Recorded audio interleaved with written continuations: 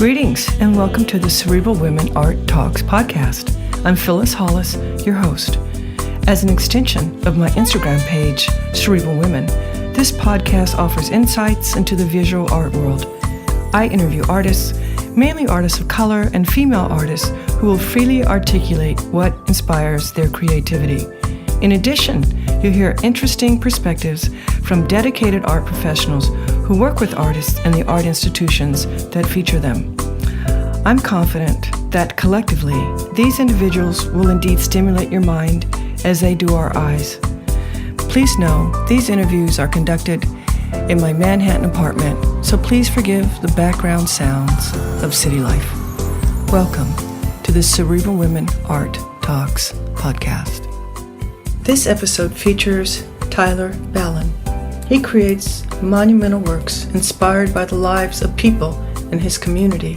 His artistic journey was shaped early on by his grandmother, a community activist and school lunch lady who embodied service and compassion. Tyler's grandmother recognized his talent and instilled in him a respect for others, regardless of their circumstances. Though initially torn between sports and art, Tyler chose the latter, dedicating himself to painting with the encouragement of his grandmother and his family. His parents, both pastors, reinforced his faith and sense of purpose. He refined his skills through an advanced art program in his high school, the J.C. Arts program, and later at the Maryland Institute College of Art, where he earned his BFA in 2018. After graduation, Tyler returned to his community, making its people the focal point of his work.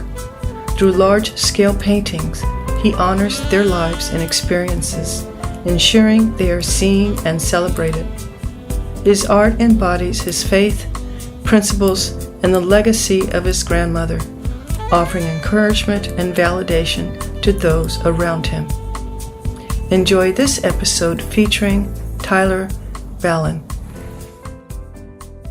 Welcome, Tyler. I'm excited to feature you, especially since you have a show that will be open when this launches. Thank you for having me.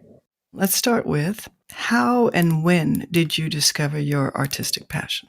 I discovered my artistic passion at a young age. I think from the age of 4, I've always been drawing. It wasn't something that I decided to take seriously until high school.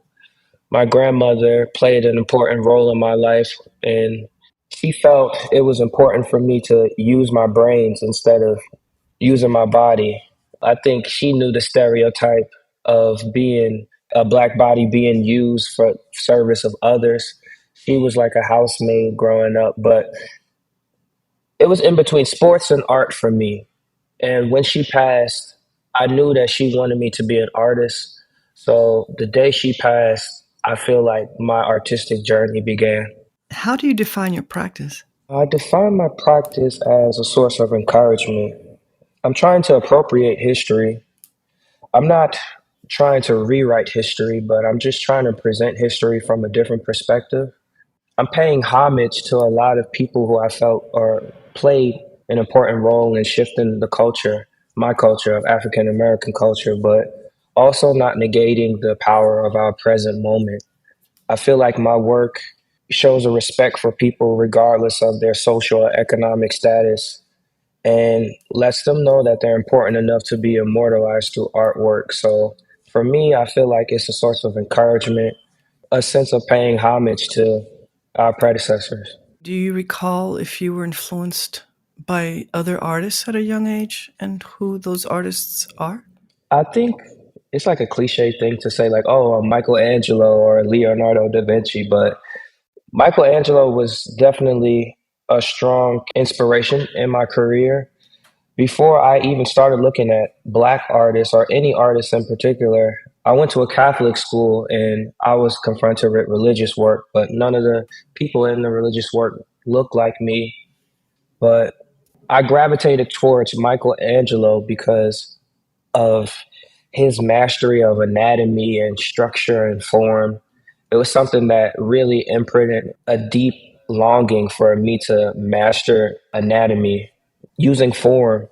But also I was inspired by Caravaggio his ability to tell stories, and also just like how he was able to connect everyday life and elevate it to this sense of divine. It was more reflective of what I was able to see in front of me, even though the subjects were not people of color. It lacked that idealization that I felt like wasn't realistic to an everyday experience. So, what would you say are the concepts or the thoughts that connect all your work? I think I'm really just trying to solidify and validate people's existence beyond their geographic location, but also the temporal boundaries are like mortality.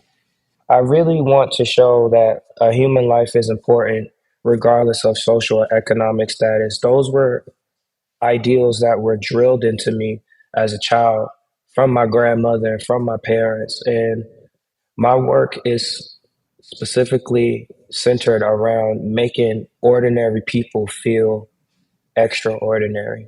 Do you listen to music while you're working? Yeah, I listen to music, but I try to have a balance. I don't the act of painting, I've been doing it for a few years. So when I paint, I'm kind of like on autopilot.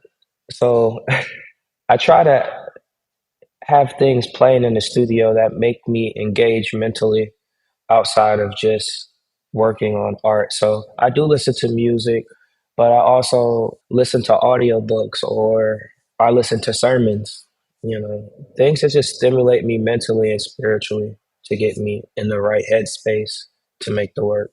And when do the titles of your work enter the creative process? I think the titles sometimes come in the beginning, but for the most part, I try to find titles towards the end. I'm just trying to come up with something that connects the ideas that I was thinking and makes it as clear as possible, my thoughts. When you're creating, do you think about who your audience is? And do you think about whether or not they'll understand your work? I don't really think about my audience. I just try to make work that I feel connects to the human experience. And by doing that, I feel like it includes everybody. I don't try to make work for a specific audience. I just make work that I feel needs to be seen and speaking on issues or ideas that I feel connect with any and everybody. How do you keep learning? Just having curiosity. I really feel like searching and looking for new work and asking questions and looking in the world. And I try to keep asking myself questions. I realize the more questions I ask myself, the better my work gets, but also the better I become. When do you know work is finished? It's hard to know. I think it's a gift. Being able to paint is a gift, but I feel like it's also a gift knowing when to stop. And I feel like that's just an innate feeling you feel like this piece is done. I could work on it more, but I think I'm finished. What do you enjoy most about your practice? Being able to include people who I feel like are excluded from the art world. I just want people's stories and their lives to feel appreciated through my work. And I feel like I get a great sense of joy out of people experiencing themselves being immortalized through work and them just feeling like I never knew that I was that important because I never felt that important growing up. So I felt like I didn't want anybody to feel that. What would you say are the most substantial challenges that you've encountered as an artist? I think it's really challenging to know when you need to make work from a pure place or you're not trying to follow a trend. For a young emerging artist, I think it's easy to get caught up in, oh, this is popular right now. People are painting like this, or people are doing subjects like this, instead of following your gut instinct or what feels right to you. Just staying true to your identity and staying true to what you feel like you're called to do as an artist or your statement or what you want to say. Earlier, you said that you were deciding between art versus sports. Can you elaborate on that? I'm curious, if you weren't an artist, what other career path you would have chosen? I would have been a fighter. I wanted to be a boxer growing up. I was completely obsessed with fighting, boxing. Not like a fighter on the street. I felt like it was something really dignified and just respectable about boxers who train, and these two men get in the ring and we find out who's the better man. And we both go our separate ways, but we know that we gave everything we could to prove ourselves. I think I would have been a fighter, but also I started to realize that what do I want to make a career out of? Like, do I want to be known for hurting people or I want to be known for helping people? And I had this creative surge within me that I feel like I couldn't keep hidden. I had to let it out. Even though I was a fighter, I still love to draw. Yeah, once my grandmother passed, one of the last few weeks before she passed, she we had a serious conversation, and I remember sketching her when she was in hospice care. I drew her, and she looked at my drawing, and it was just like the shock on her face of the accuracy that I was able to capture. She told me, like, Tyler, I really feel like this is what you need to do. I think you're going to find a lot of success in this. Just the way she looked at me in my eyes, I knew that she really meant it. And literally, I can mark the amount of time I've been painting by the year she's been deceased. So it's made my practice even more meaningful to me that I'm not only keeping a commitment to her, but also myself too. What does your workspace look and feel like? When I walk in the studio in the morning, I have all my blinds up so I get the natural light coming in. And it's something very spiritual I feel about having natural light coming to your studio. And I sit with the work for a few minutes before I start, and I just get started. I'm usually working on multiple works at one time, jumping around the studio and listening to music or listening to sermons, audiobooks, just or taking a break and reading. That's basically how my practice looks like for me. When people look at your work, what do you want them to see? When people look at my work, I want them to see themselves. I want my work to be like a connecting point for everyone where they could look at it and say, I know that feeling, or I empathize with that. I understand this person. Even if they don't look like them, they're able to say that I understand this person and I understand their feelings and I see myself in them. Well, I've enjoyed our conversation, and this is actually the last question.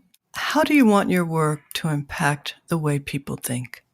I really want my work to be a source of encouragement for people of color in the African American community, because I feel like we're so undervalued and appreciated. A lot of times we celebrate celebrities in our culture, but what about the average ordinary person every day who's just working a 9 to 5, who's taking care of their children, or kids in high school who are doing the best that they can to make a better lives for themselves? So I want them to know that they're important enough and valued enough to be immortalized through an artwork. And that value can never be taken away because it's given from above. So that's what I want people to take away from my work. Well, thank you very much. I can't wait to see the work in person, and I appreciate your time. Thank you. I appreciate you. Thank you for listening to Cerebral Women Art Talks podcast. For additional content, please visit cerebralwomen.com and be sure to follow Cerebral Women on Instagram.